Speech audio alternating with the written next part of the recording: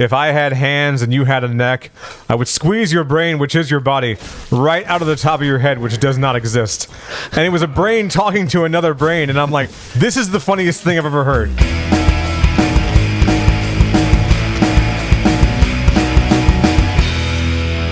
I gotta tell you, man, I make some of the most adorable breakfasts that I've ever seen in my entire life. Oh, like just the oldest, like, World War II veteran. Right.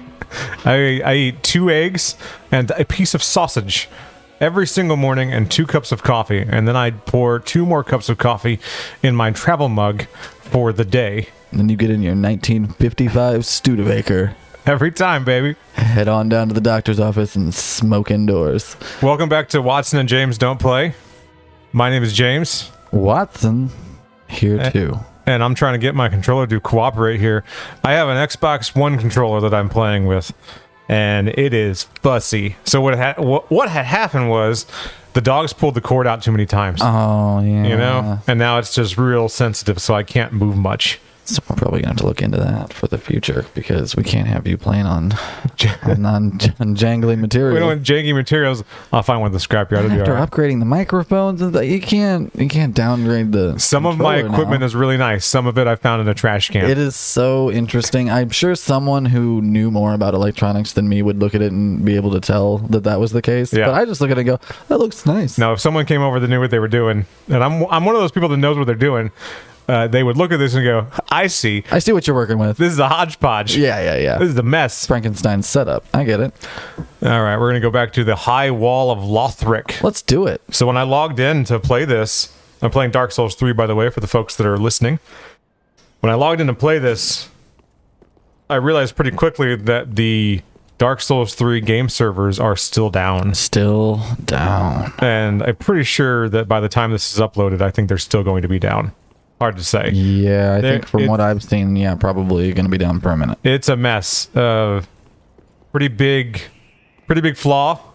Well, and a way for people to kind of let's not point fingers. Yeah, pretty big malware breach. And I guess it's either from software or Bandai Namco or someone is like, oh, we got to fix this. Don't badmouth Bandai now. What I like, though, is that sometimes whenever people... So, I'll break it down.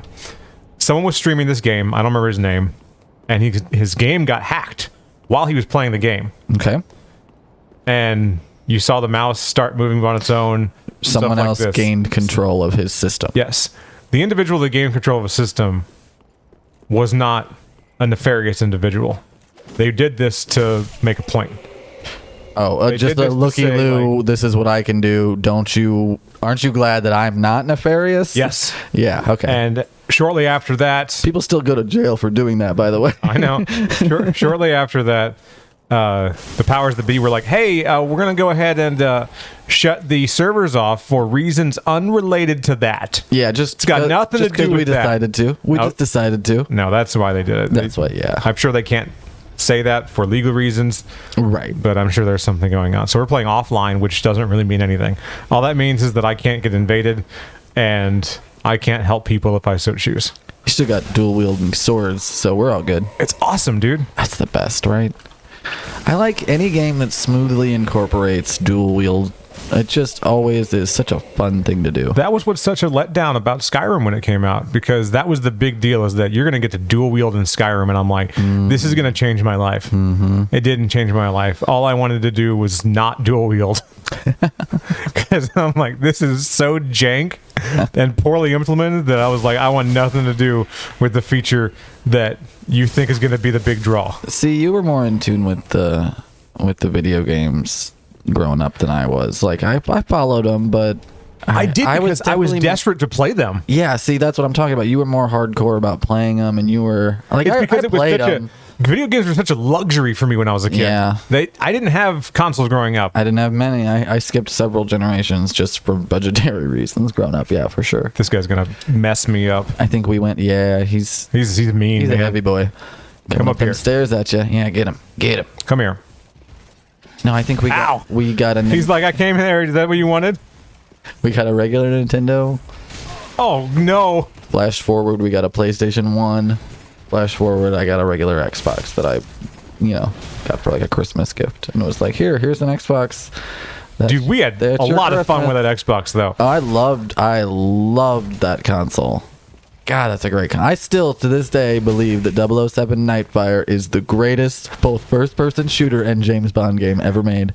Come at me. We're gonna. I've never played it, so I don't know. I mean, you need to. Apparently.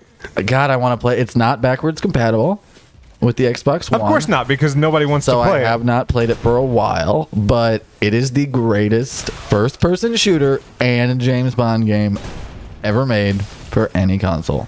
This guy is going to kill me, and I'm so embarrassed right now. I know. I've been trying to just kind of pad a little bit here while you got your ass kicked. I am so focused. I'm out of juice. I'm going to have to go back to the bonfire now. Yeah, oh, you were really kind of running through those flasks. I didn't want to say anything, but I don't know how many it takes, I could probably beat Vort. By the way, that's my goal today. I'm gonna beat Vort. No, but my point was not to say that, you played too many video games, nerd, as a child. What a dweeb. What a dweeb you were. Yeah. No, I was more going to say that I was more like that with television. Okay. Like I was way more about like the new Simpsons episode and stuff like that. So that was how I spent the majority of my time. When I was in elementary school, Simpsons played at 6 and 6:30 on ABC. Correct. And we never missed. Never. So I can identify with that a little bit. Uh-huh. And I don't know why that I grew up in a pretty conservative household, but Batman, for whatever reason, Freakazoid, Pinky and the Brain, all that, Ninja Turtles, G.I. Joe, He-Man, all that stuff. My mom was leery about the video games that I played, but she didn't really care what I watched. And I wonder what that's about. Same. I think there was just more in the culture about, hey, be wary of video games. It's because they were interactive. Hey, if you're a mom out there, just know that there's these new things called video games, and your kids might be doing them. I'm trying to think back of some of the things that I watched when I was a kid that I got away with. And Simpsons is the big one. Simpsons sticks out a lot for me. My parents' big thing was, once I got kind of past a certain age, and it was a pretty young age, they were like, we know you know the difference between reality and fiction, so it's not like you're a little kid who's going to get too scared of a scary movie, but at the same time we don't want you watching things that aren't intended for your age group. Right. So use judgment. No, we're not going to rent you the R-rated movie. Right. But we're also not going to monitor strictly everything you're watching. They're not going to go out of their way to... Which I exploited to the fullest. That's probably why Hellraiser 2 is one of my favorite movies. Reanimator tops it. I watched all that crap when I was a kid. I watched it today. I watched it because my dad watched it. He watched all those crappy 80s horror movies. See, and I did get a love of horror from my dad, too, because he watched the old ones. He liked the Universal monster movies. Right. Which you can watch with a 6-year-old. It's easy, yeah. There's nothing... It'll be fine. It's 70 minutes long, for one thing. Is that what your dad was into, though? 80s stuff? Yeah, 80s. Oh, see, that's so much cooler. Like, you had Adam West tapes and... I had Adam West 80s tapes. horror. My dad was not into 80s horror. We watched The Howling on a regular basis. Are you kidding? My dad would have voted for Reagan for the rest of his life. We watched... the 80s. We watched Silver Bullet with Gary Busey on a biannual basis. I love that movie. At least twice a year. Is that what biannual is? Twice a year? Biannual it's like bi-weekly. It could technically also mean every other year. Okay, no, it was twice a year. Whatever that number Usually is. biannually is twice a year. It was twice a year. We watched Silver Bullet with Gary Busey. All those old 80s movies, I loved it. When I was about, I'd say 11, 12, 13 years old, my interest in TV started to shift a little bit. Yeah, you get into a weird thing where it's like the Saturday morning cartoons are kind of lame. They're not doing it for me anymore. And you're still not, really watching much of real quote unquote sitcoms and stuff either. I mean, everybody was watching a certain amount of Friends and Seinfeld and all that kind of stuff. It was around, but it was just around. Like I watched Everybody Loves Raymond because it was on. So far as I've seen a lot of episodes of News Radio that way. Yep. Which is great, by the way. Which I have the box set of now as a result of. Fuck Pretty you, fantastic. Joe Rogan, by the way. Right? They should have kept Ray Romano. They had him for the pilot. So I sought out like grittier TV, I guess is how I would describe it. And some of the grittier shows... Like Cops? Not necessarily. It started out with Dragon Ball Z. Oh, okay. So gritty, like... Animated, hardcore, like... Violent, action-oriented, that kind of stuff? That kind of stuff, yeah. Cool. And then I remember that was hard to find back then. We're talking about the 90s. Yeah, so- like it was not just type in your favorite anime website and stream whatever you want. we watched Dragon Ball Z. It came in an hour block on Sunday mornings on Wow. whatever channel WB was for us. I forget what it was. Channel 11. Channel 11, that's it. Channel 11 every Sunday morning. KPLR. Every Sunday morning we would watch Dragon Ball Z, Hell. and we would be like, Mom's like, we got to go to church, and I'm like, we don't have to. We could stay here and watch Dragon Ball Z, and then afterwards we can watch Mystery Science Theater, and then afterwards we can watch whatever anime Sci-Fi Channel is going to play. This is Vort, by the way. Sunday TV. You ready for this shit? Sucks. Sunday TV sucks. Maybe that was Saturday's TV I'm thinking of with Sci-Fi Sunday Channel. TV was golf and stuff like that. Like Bad, man. if there was But they played Dragon Ball Z Sunday mornings for whatever reason. some obscure sport that there was like a semifinal in, they'd air that. You know. This boy's No, mad. like Sunday afternoon. Yeah, that is a mad boy. All right, All right. you are at Vort of the Boreal Valley. He's a chunker boy. All right, look at him. He's just crawling at you with his club. You got to stay in his crotch. I see that. Yeah, you're kind And he doesn't want you to be in his crotch. of. Well, you know, he's not that kind of guy. He's not that kind of girl. Yeah, that is an interesting time though in your life when you're trying to find like stuff for you, stuff that's just targeted towards you at least. Right. And you're like, yeah, I get it. I'm a 12-year-old boy. It's not all dick and fart jokes though, guys. Like, can we have some stuff that feels cooler than that? I wanted dick and fart jokes too. But, I wanted it too. You can wrap it in that, but it could be cool. and Still be cool. I'm trying to think about what year it was that I discovered, and it wasn't called Adult Swim yet. It was just Cartoon Network played some shows on late night TV. Oh, well, I can tell you what year that was then. Was it 96? No, it was later than that. Really? Okay. I thought it was like 96. It wasn't until the year. So I remember, I picked it up, I started watching Space Ghost in 99. Yes, correct. Is that whenever it started to kind of happen? Technically, I believe Space Ghost came in late 2000. Oh. Once it debuted, they then had a block of original shows that included Space Ghost, Aqua Teen, Sea Lab 2021, and I think one other show. And that's what you're talking about when you say that it aired. It wasn't even Adult Swim yet. Right. That was just the Adult Swim block of like 4 programs to test the water So- to see if it was even viable. I'm going to go back a little further than that. Yeah, but all before they- that, there was Lazo doing Space Ghost and stuff like All they did was play Space Ghost. that. Right. That's right. it. There was a time when it was only Space Ghost. And that's what I guess Cartoon Network, they were kind of testing the waters. They were like, all right, we're going to do this one thing, and it's going to be catered to older kids. I Not wouldn't even say Cartoon adults. Network. Not even Cartoon Network. One guy at Cartoon Network really, really liked Space Ghost, Right. the original series, and he happened to be in a position then to use not only use the Hanna-Barbera library to repurpose the animation and make Space Ghost, but to be just crazy enough to go to his boss and be like, I think this could work. Yeah. Like, this could be the backbone of some new programming and bring in, like you said, a whole new demographic and do all the things that it led to. Wow, that's crazy. Huh. Space Ghost. Of all the things. Of all the things. And, Yeah. oh, I forgot. Harvey Birdman was another one. Yeah. I have all of Harvey Birdman. That's my Space Ghost is Harvey Birdman. That was probably the first one I watched. Space Ghost left a weird mark on me. A good one. Space A Ghost. sense of humor mark on you. Yeah, oh, yeah. Yeah.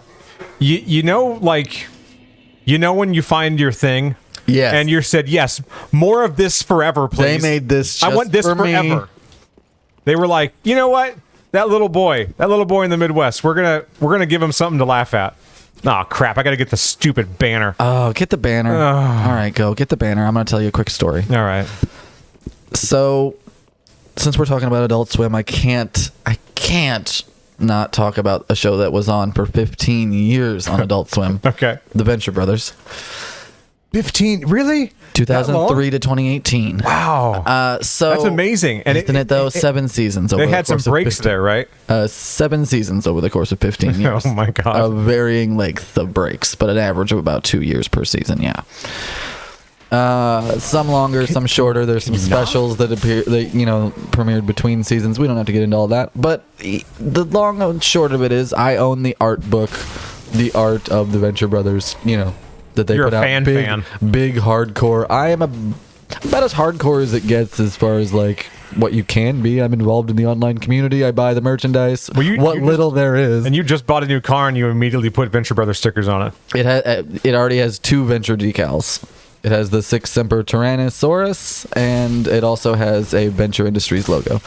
So look for that on the road out there. You see him on the road, you're like, I know him. David Lynch is on the other side, so that's how you'll know. If it's the trifecta, then that's definitely me. Fozzie, or not Fozzie Bear, there's a Raw Oh, you kidding me? in the back as well. Oh, I just got ganged up on. So in the art book, they do Patton Oswalt does the forward for it, which is really nice. Okay. Just writes a little bit, and then each of the creators kind of takes a second to write a little bit. What's Patton Oswalt's Involvement? Yeah. I'll tell you that in a moment. Okay. It's coming up. Sorry. So no, you're I good. won't interrupt you, yeah. You're good.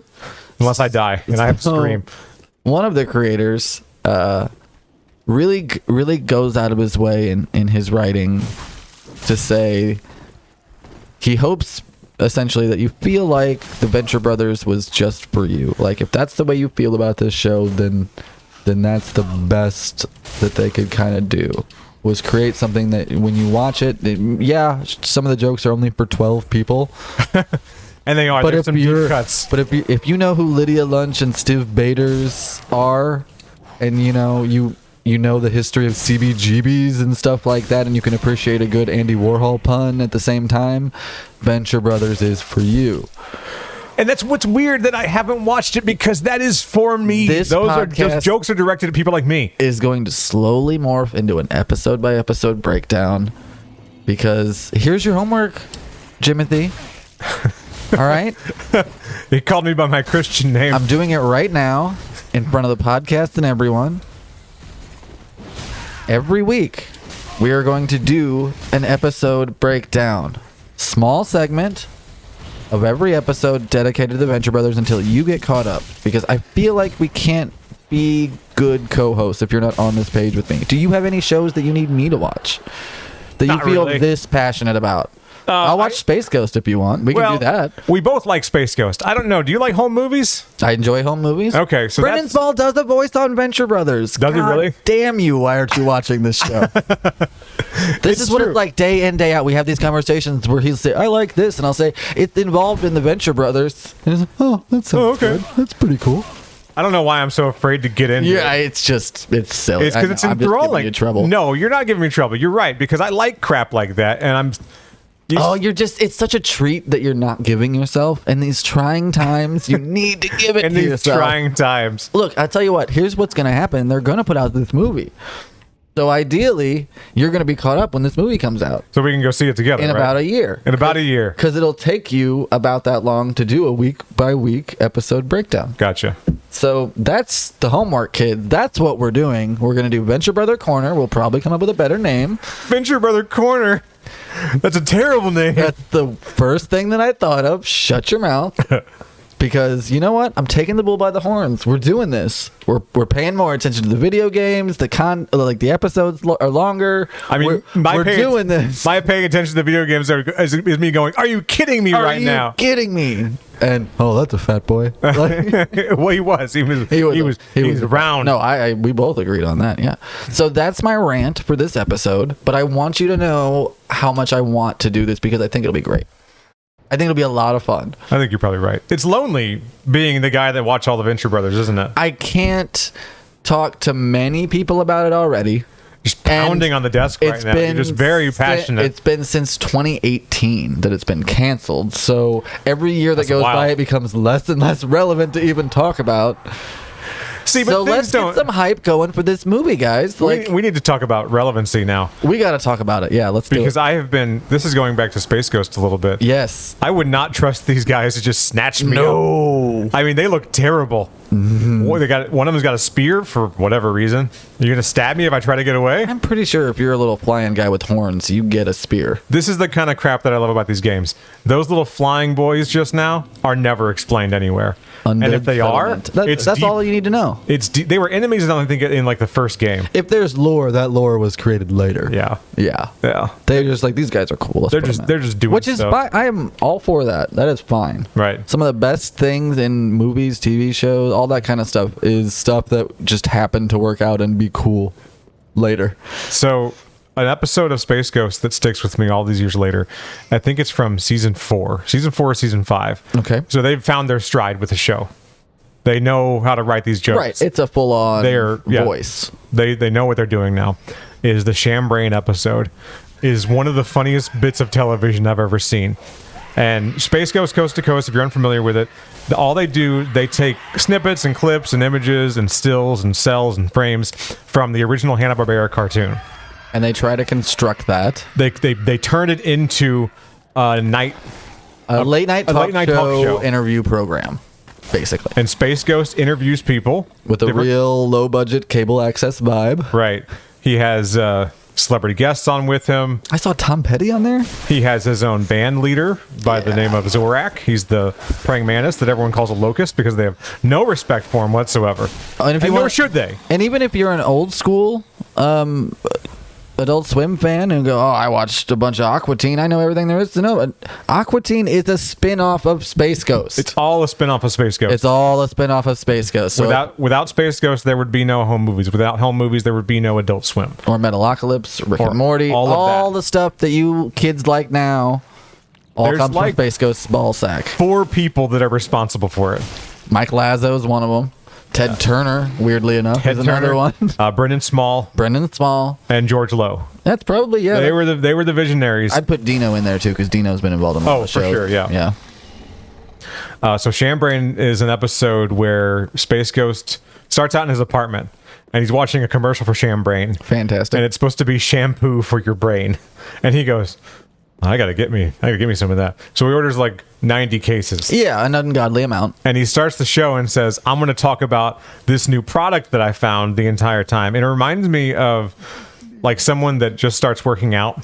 I love desperation plot lines where you can tell that the writer's room was just like, I got a funny word and I think we can make a whole episode out of it. Chambraigne. Like Chambraigne. It's like it's shampoo for your hair. You get it? And they're like, yeah, I get it, but we got a whole show to do. And it pans over. This joke. The ad for Chambraigne in the beginning pans over. Al Roker sitting there going, it's shampoo for your brain. And I'm like, why are you here, Al Roker? Because you're talking about it 20 years later. It's jokes like that are just so perfectly dumb. Right. They're just stuck with me. So perfectly dumb. There's an art to it. There really is an art to a good, stupid, clever joke like that. So we're going to go through the whole episode real quick. It's going to be a quick one, too, because there's bits and pieces that really stick out to me. Mm-hmm. I just ran into that. That was awesome. I love it sometimes in this game. You roll into a guy and they're like, oh, never mind. I wasn't ready for that. So it starts out. Space Ghost orders the Chambraigne. He goes back. He's interviewing Bob Costas. That's his celebrity guest. Gotta love Bob Costas. So I'm like, okay, so you just tapped NBC for this episode. Uh-huh. They're like, we're gonna get Al Roker and Bob Costas. They're pretty big. Everybody knows who they are. I'm telling you, it was a bottom of the barrel episode. They didn't have a good plot. They didn't have a good guest. They were like, we got no guests. We got nobody booked. I don't know. Call the network. They'll send somebody. So the way that they interview the guests, I'm assuming, I've never actually seen it go down. Not positive of how they constructed all of it either. I guess they just kind of put the guests in a room and they talk to a real person. I would guess that it would be like a pre-interview that you would do for a normal talk show. So you know how they do readings at tables, things like that? Yeah, it's called a table read. That's it. Thank you. I didn't know that. I don't know that. It's industry lingo, I guess. I just know. I feel like most people know what that is. All right, so table read. Yeah. I guess they kind of do something like that, except they do it on a green screen. Right. Just to have him. That's the only way they're going to project his image into the show. Bob Costas is such a good sport. And most of the guests in the show, they're only guests for like a few minutes. He's there the whole time. It's a lot of it is you could tell that they either had the celebrity for like a such and such amount of time and they were like, this is the most we can get out of it, or this celebrity may or may not have understood what we were even doing. So we only got like a couple minutes out of it. Bob got it. Bob understood the assignment. Yeah. He knew what to do. That's what the kids say. Thank you. Yes, that's what the kids say. I've heard them say it. I have heard them say it. And he understood the assignment. He took part the whole time because there's this one part where Space Ghost going, Bob, and he goes, Space Ghost. And he goes, Bob, Space Ghost. Bob, Space Ghost. And they just do that back and forth. And I'm like, you ran out of ideas. Bob's playing, though. Bob wrote this episode. He helped write the episode. Exactly. He did not get a writing credit for the episode, but he helped write the episode. And no, and it, it's probably some young relative of his saying, "Please do the show." Maybe not. Because it's just season 4. Maybe it was just his boss going, "You got to go down to the third floor and help these guys out." And that's the thing. He was nearby. Yeah, he was nearby. He was in the area already. He was in Atlanta. He was in Atlanta, and he's like, "Yeah, I'll do it." It sounds how many celebrities do you think are hanging out in Atlanta? Just right now? Just available for Space Ghost in 1999. Just take it easy, all right? Who wants to do Space Ghost? I would do Space Ghost in a heartbeat, to be honest. So he interviews Bob. He's talking about Chambraigne. It's getting more and more ridiculous as the time goes on because the Chambraigne is eating away at his brain. And that's just the nature of Space Ghost episodes to begin with, is they just start to go off the rails. Sort of the way Aqua Teen goes, where it just they don't ever bother to resolve anything. That's never the goal. It's just go as far as you can. At one point, Bob Costa starts doing play-by-play on Space Ghost about to shoot Zorak because Space Ghost looks at Zorak and goes, "You want a piece of me? Do you want some of this?" Which is just great. And he goes, "It's Bob going." And then Bob Costa starts going, "There he is, Space Ghost, eyeing up Zorak. He's gonna shoot him in the face." And finally, the giant brains that invented Chambraigne come out of the woodwork. Make themselves known. And one of the funniest things I've ever heard said on television, I said earlier today, I said to a coworker, I said to him, he said something to me. It didn't even matter what he said to me. Right. My response was, if I had hands and you had a neck, I would squeeze your brain, which is your body, right out of the top of your head, which does not exist. And it was a brain talking to another brain. And I'm like, this is the funniest thing I've ever heard. And it just stuck with me. All these 20 plus years later. It perfectly. I still know exactly what to say. It's burned into your brain. I can't forget it. Sure. And he's explaining to Space Ghost that Chambraigne is a placebo, that it doesn't work, and Space goes, "No, it works. No, but I can feel it. But what's it made out of? Dishwashing liquid." Oh, and the knowledge crystals, aquarium gravel. It's fantastic. Aquarium gravel is always funny. It just is. It's just great. Like the knowledge crystals, aquarium gravel. That's so stupid. Do you remember that episode? Lord. Yeah, what is this? They're called disciples or something like that. They're religious folk, and they're trying to spread the gospel of bad. Awesome. Do you remember that episode of Aqua Teen? It's in the first season. It's called Dumber Dolls. David Cross voices a doll that Meatwad gets. Yeah. But the doll is depressed and makes Meatwad depressed, and it goes from there. It just compounds from there. There's a quote from that I think about all that's like your Space Ghost stuff, where you just rattles around in your brain from time to time, and you'll never really forget the intonation and like how you heard it because it's just there now. Because it's hysterical and it's perfect. It's just there. And yeah, it's when he finds that one of the dolls has killed itself. And he's explaining to Meatwad that's so stupid. why the doll killed itself. Because he did it because he couldn't stand being with you.